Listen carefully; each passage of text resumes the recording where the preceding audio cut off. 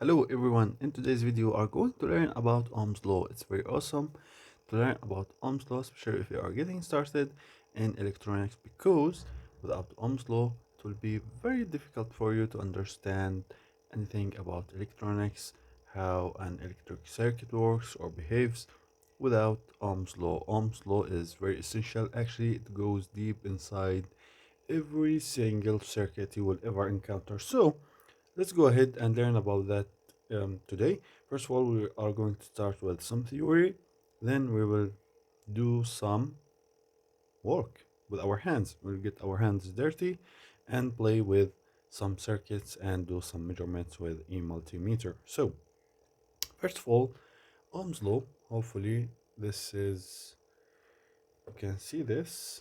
Let me check here. So, something like that. Ohm's law. All right.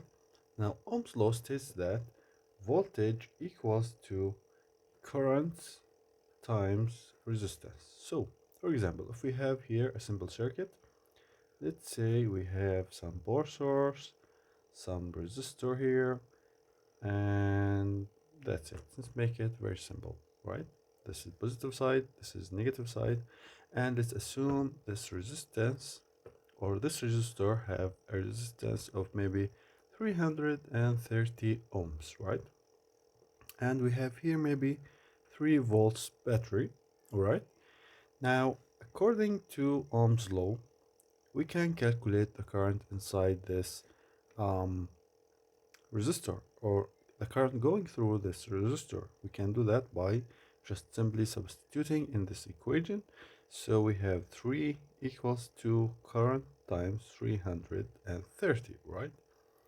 And now we can divide by 330, and here by 330. These cancel out, so current equals to, actually let me get my calculator very quickly. So here's my calculator. I keep everything in packages because it keeps things clean, and um, I like my things clean actually. So here is my calculator. Do some quick math here. All right, turn it on, and now it's on. So now let's divide 3 by 330. This equals to 1 over 10, but I don't want this, I want this reading. So you can see, let me actually do this. Go shift this one here. No. Okay, let me divide 1 by 1 and 10, which equals to, all right, it is, let me do that manually for you, dear students.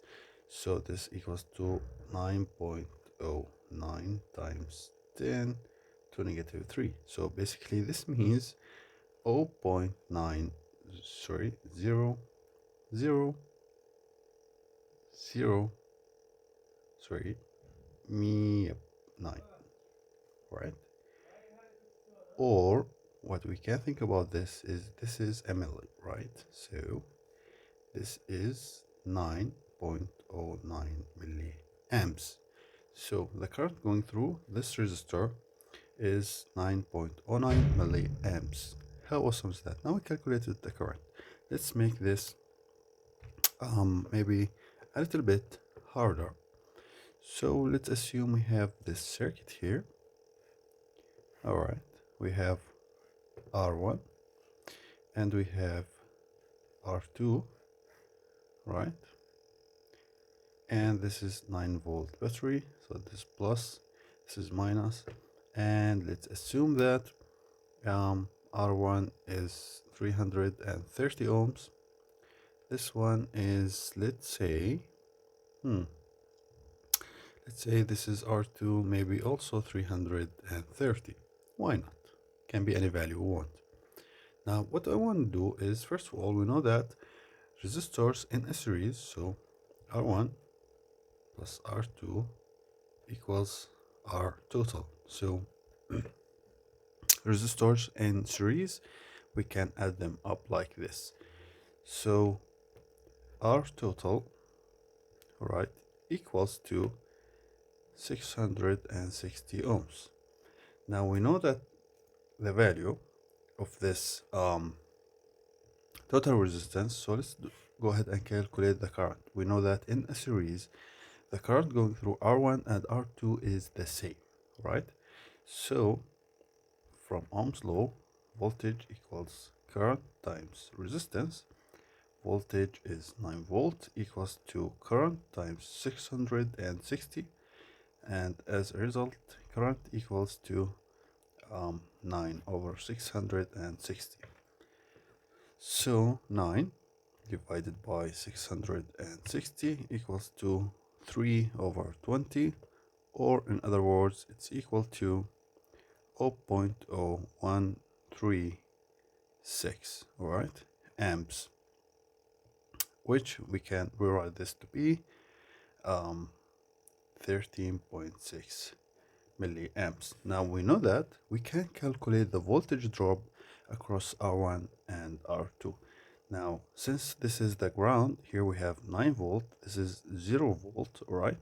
Now, so we know this is 0 volt here at this node, right? And here it is 9 volt. All we need to find is the voltage right here. What is the value of the voltage right here? We can calculate that. Now, how we can do that?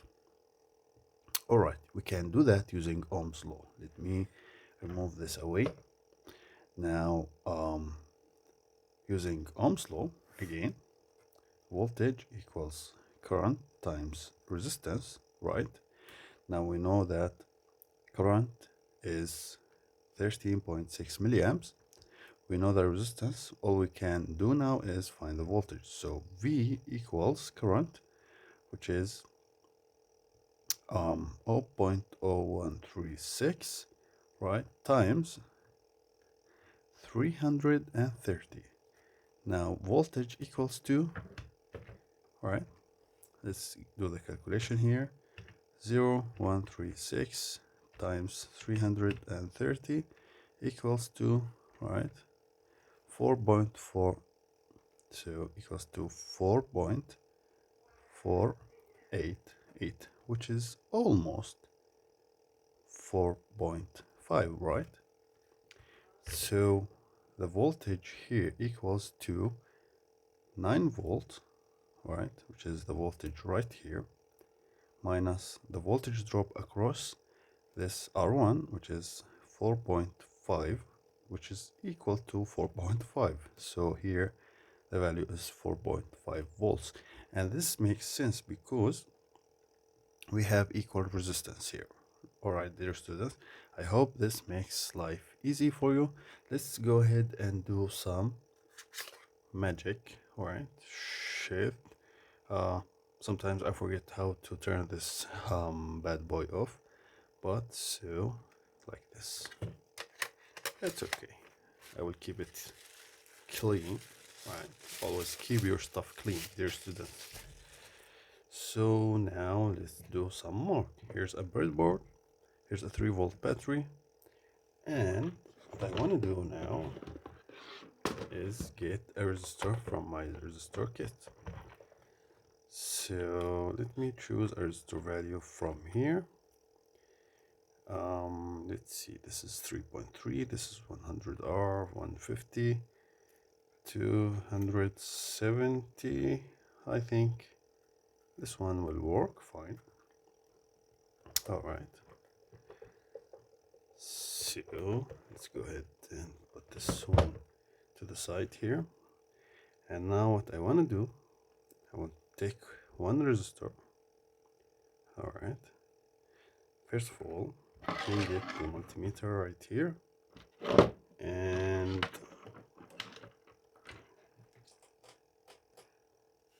next thing I want to do, I want to measure the voltage. So how I'm going to do that, just by simply exposing the wires here and measuring the voltage. All right, I'm trying to measure our voltage. So right, so the voltage is 3.08. All right, Let's write that down here. Voltage equal 3.08 volts. All right, awesome. Now we have resistance, so let's measure the resistance. Theoretical resistance, so I will call this RTH, right? 270 ohms. But let's go ahead and measure that with our multimeter. All right, and it says 266. So I will call this R true 266. This is very important, dear students. Why? Because these differences will make your life easier when dealing with electronics, especially when you are dealing with um, oscillation circuits, for example. Let's not worry about that for now. I will plug this right here. All right. Now, if I measure the voltage drop right here, it will be, all right, let me just, I think you cannot see everything. So maybe like this. All right. So the voltage drop across this resistor, right, is 3.01. So voltage equals to 3.01 volts. Now you can see a difference, right, of about 0.07 volts. Now this is due to the internal resistance of these wires and the breadboard wire, right? It's very important to keep these things in mind when dealing with electronics. So now what I want to do, actually I want to introduce another one, another resistor right here. So it will be something like this. All right, so I will add this one here and add this one right here. Right, sorry dear students. So like this. All right, this one here, right here.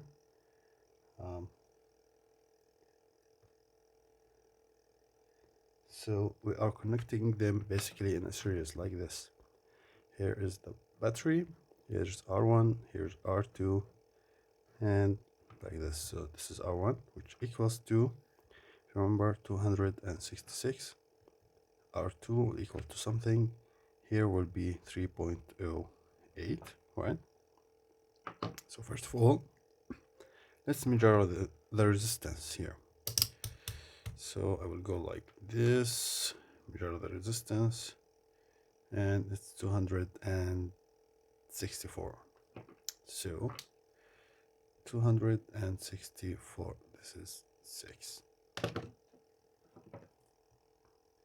Let's do this like that. Sorry, like this. Okay, we'll fix that.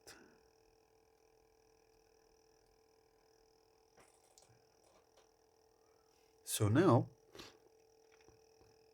if I measure voltage drop across R1, it should be half the voltage.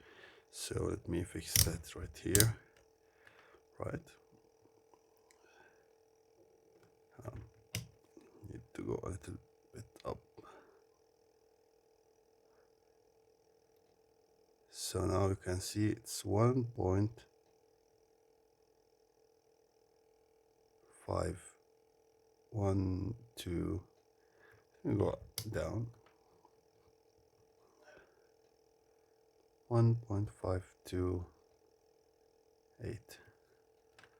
So 1.258 across R2.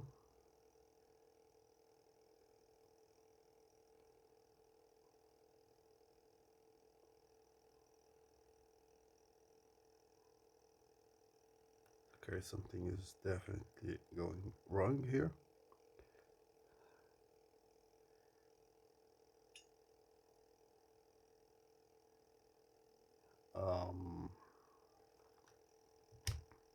Let me adjust that a little bit here.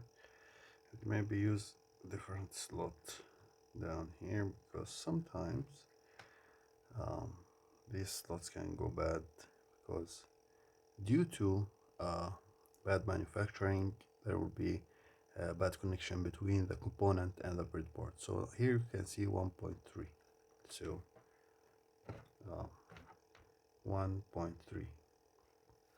So if we say 1.3 and 1.258, right? So 855.2. Now we get a voltage that's 2.558. Now why is that? Why it's not 3?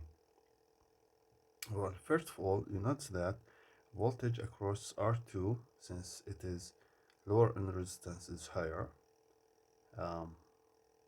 and across R1 it is lower because R1 is higher in resistance. No, actually this is due to the accuracy of this multimeter, because logically speaking, if we say voltage equals from Ohm's law current times resistance, right?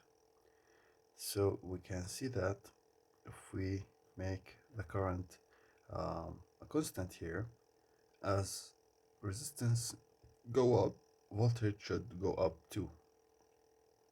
And if resistance go down, voltage should go down too. But these cheap multimeters, they are not very accurate, so there's always some accuracy issue with these multimeters. The second thing is that this is not 3 volts, right? Due to the resistance of these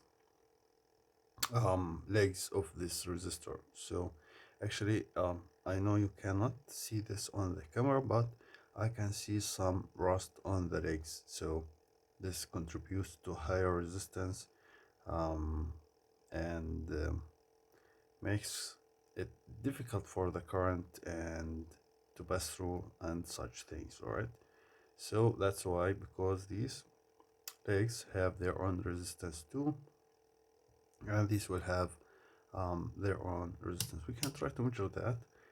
Hopefully, actually, we can try to do that. So if I do this, we cannot actually. It seems to me I cannot do that.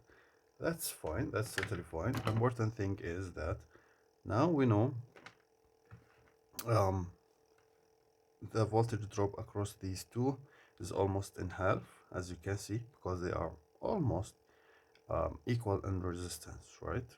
And we can calculate the current passing through. So let's go ahead and try to do that. So voltage equals current times resistance. We know that voltage is 3.08, right?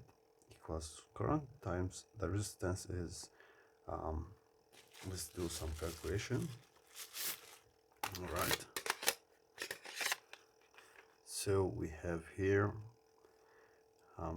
266 plus 264. This equals to 530, plus current equals to 3.08 divided by 530. So I don't want to turn this off. So 3.08 divided by 530, which equals to current equals to 5.8 milliamps. So what I want to do right now is go ahead and find the current going through this circuit. And the way I'm going to do this, first of all, since I know this is in going to be less than 20 milliamps, right? And then we want to measure current. What we do, we put the multimeter in a series, right? When we want to measure voltage, we put the multimeter in parallel. All right, so here it is.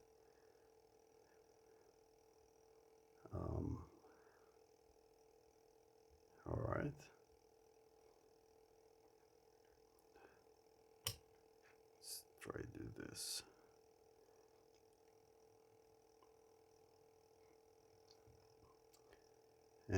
and I'm getting no readings here.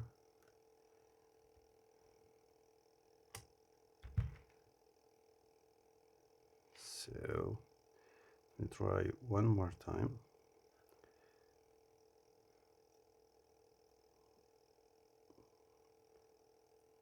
Seems like something is wrong. That's fine. Me maybe go right here, see what can be the issue.